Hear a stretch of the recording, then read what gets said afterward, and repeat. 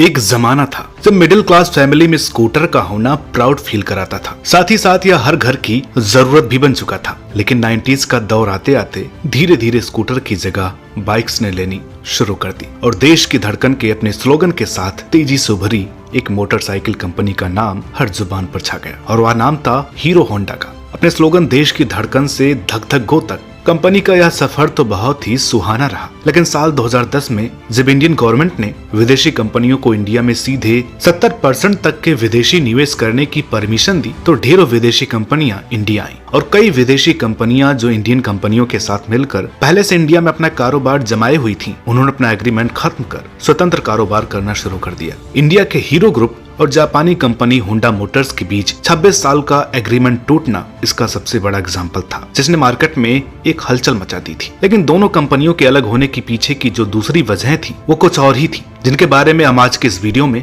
आपको बताने वाले हैं। इसलिए बने रहे हमारे साथ वीडियो में शुरू से अंत तक। होंडा कंपनी हीरो होंडा से अलग हुई और हीरो कंपनी से हीरो मोटो कार बन गई। देखते देखते धक धक गो से हीरो कॉप की नई थीम हम में है हीरो हर तरफ गूंजने लगी। साथ ही इस खबर पर मुहर लग गई कि दोनों कंपनियों का अलगाव हो चुका है। आज दोनों कंपनियों की अलग अलग फैक्ट्रीज हैं और दोनों ही अपनी अपनी बाइक्स मैन्युफैक्चर कर मार्केट में अलग अलग बेच भी रहे हैं। होंडा और हीरो मोटोकॉर्प के अलगाव की कहानी शुरू करने से पहले आइए शॉर्ट में अभी जान लेते हैं कि इन दोनों कंपनियों का मिलन कब और क्यों हुआ था और दोनों के बीच का एग्रीमेंट क्या था। यह दास्तान उस दौर की है जब हीरो कंपनी दुनिया की सबसे बड़ी साइकिल बनाने वाली कंपनीज में से एक कही जाती थी। साथ ही इसका नाम दुनिया के दिग्गज कंपनियों में गिना जाता था। बदलते वक्त के साथ हीरो कंपनी के मालिकों ने गौर किया कि विदेशी मार्केट में मोटरसाइकिल का बिजनेस काफी तेजी से उभर रहा है, जिसका कि इंडिया में तगड़ा स्कोप हो सकता है, क्योंकि तब तक इंडिया में टू व्हीलर के नाम पर स्कूटर और बिक्की दो ही ऑप्शन मौजूद थे। कंपनी के मालिकों को यह बात अच्छे से समझ में आ चुकी थी कि इंडियन मार्केट में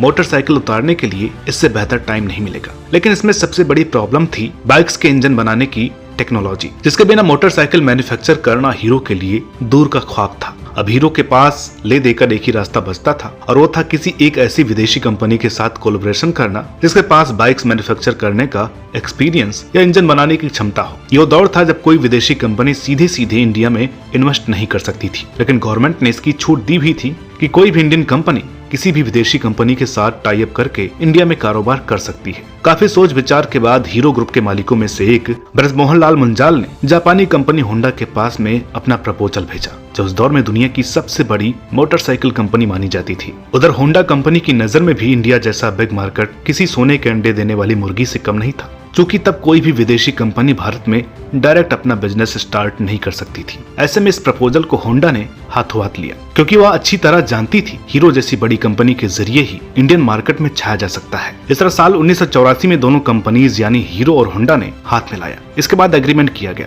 कि हीरो बाइक के लिए बॉडी बनाएगा और होंडा उनके लिए इंजन सप्लाई करेगा। इसी के साथ ही दोनों कंपनियों ने एक एनओसी भी साइन की, जिसके मुताबिक फ्यूचर में कभी भी वे एक दूसरे के सामने अपना प्रोडक्ट लॉन्च नहीं करेंगे। बस फिर क्या था, बिना किसी देरी के हीरो होंडा का पहला प्लांट हरियाणा में लगा दिया गया और साल 1985 में अपनी पहली बाइक CD100 मार्केट में लॉन्च भी कर दी गई। टू व्हीलर के रूप में मोटरसाइकिल का यह रूप देखते ही देखते पूरी इंडिया में पॉपुलर हो गया। साथ ही हीरो होंडा कंपनी का नाम भी सबकी जुबान पर चढ़ गया।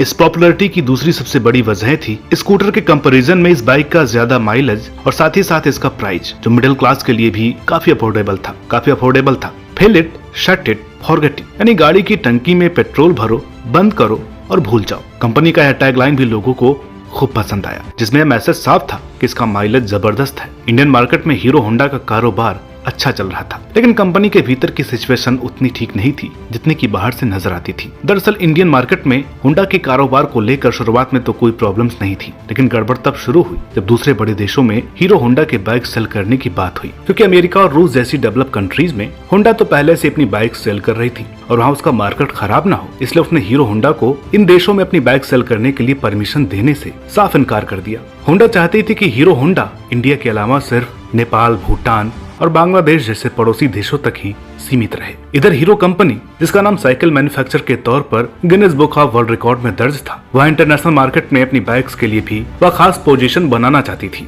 लेकिन होंडा की वजह से उसकी रफ्तार पर जैसे ब्रेक सा लग गया, जिसका नतीजा यह हुआ कि दोनों कंपनीज के रिलेशन खराब होने लगे। चूंकि एग्रीमेंट के मुताबिक अभी तक हीरो कंपनी सिर्फ बाइक की बॉडी बनाती थी, इसे चाहकर भी अलग नहीं हो सकती थी, क्योंकि इंजन के लिए अभी तक वो पूरी तरह से सिर्फ होंडा पर डिपेंड थे। हीरो कंपनी को यह बात अब समझ में आ चुकी थी, अगर उसे होंडा से अलग होना है तो फिर खुद का इंजन मैन्युफैक्चर करना ही पड़ेगा। हीरो ने तय कर लिया कि वह अपने प्रॉफिट को इंजन बनाने में खर्च करेगा और फिर जो होना था वही हुआ। हीरो का यह डिसीजन होंडा को नागवार गुजरा और दोनों के बीच का मनमुटाव और बढ़ गया। हालांकि साल 2004 में हीरो समूह और होंडा कंपनी ने अपने एग्रीमेंट को 10 साल के लिए आगे बढ़ा दिया था, जिसके तहत यह तय हुआ कि होंडा पहले की तरह ही इंजन उपलब्ध कराती रहेगी। इस एग्रीमेंट का रिन्यूअल साल 2014 में होना था, लेकिन मनमुटाव तब तक इतना बढ़ चुका था कि इससे पहले दोनों ही कंपनियों ने अलग होने का फैसला कर लिया और मुंजाल परिवार ने साल 2010 के दिसंबर में होंडा की सारी 26% हिस्सेदारी जो 3,841.83 करोड़ रुपए की थी उसे खरीदने की घोषणा कर दी। उसी दौरान के इंटरव्यू में हीरो होंडा के एमडी और सीईओ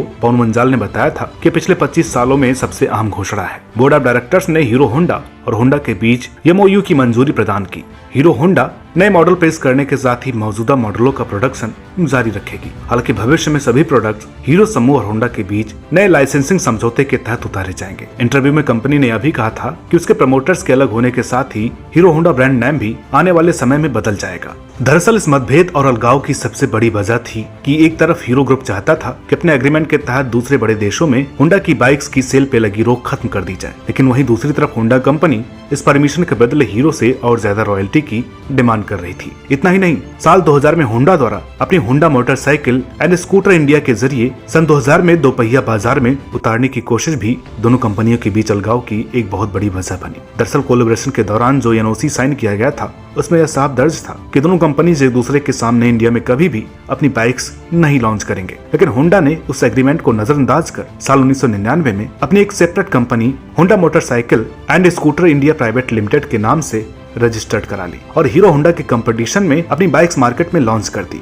वह भी लगभग उन्हीं दामों में। इसका नतीजा यह हुआ कि हीरो होंडा के कस्टमर्स बढ़ते चले गए और हीरो ग्रुप को नुकसान उठाना पड़ा, क्योंकि नेचुरली होना ही था। कुछ ही सालों बाद होंडा ने एक्टिवा स्कूटी लॉन्च कर स्कूटर सेगमेंट में भी अपने पैर जमा लिए। हीरो जहां अभी भी हीरो होंडा के प्रॉफिट में अपनी हिस्सेदारी तक ही सीमित था, वहीं होंडा को दो तरफा प्रॉफिट हो रहा था, हीरो होंडा से अलग और अपनी सेपरेट कंपनी से अलग। जाहिर सी बात है कि ये वजह काफी थी हीरो कंपनी को होंडा से अलग होने के लिए, जिसके बाद साल 2010 आते आते दोनों कंपनीज अलग हो गयी। हालांकि हीरो के पास होंडा नाम को साथ में लगाने का राइट साल 2014 तक था, लेकिन हीरो खुद भी अपने आप में एक बड़ा नाम था, इसलिए उसने यह जरूरी नहीं समझा कि होंडा नाम का सहारा लिया जाए। जापानी कंपनी होंडा से अलग होने के बाद हीरो ग्रुप ने अपनी सारी तैयारी पहले से ही कर ली थी, बस इंतजार था तो कंपनी के शेयर धारकों की मंजूरी का, जिसके मिलते ही कंपनी ने अपना नाम बदलकर हीरो मोटर कार्प रख लिया। 16 दिसंबर 2010 को हुए इस अलगाव के बाद हीरो होंडा कंपनी में दोनों ही कंपनीज के 26% शेयर थे, जिसमें होंडा ने अपने 26% शेयर हीरो को ही बेचने का फैसला किया और हीरो कंपनी के प्रमोटर ब्रजमोहन लाल मुंजाल ने $1.2 अरब में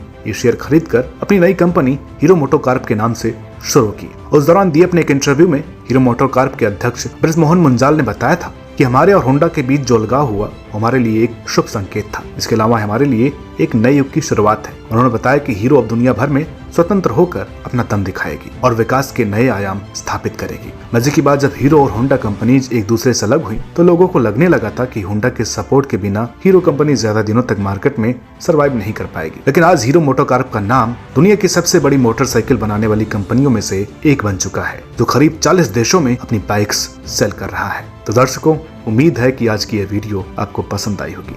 वीडियो अच्छी लगी हो तो प्लीज इसे लाइक करें, शेयर करें, चैनल पर नए हो तो प्लीज इसे सब्सक्राइब करना ना भूलें। मिलते हैं आपसे अगली वीडियो में एक और नई दिलचस्प कहानी के साथ, तब तक के लिए नमस्कार।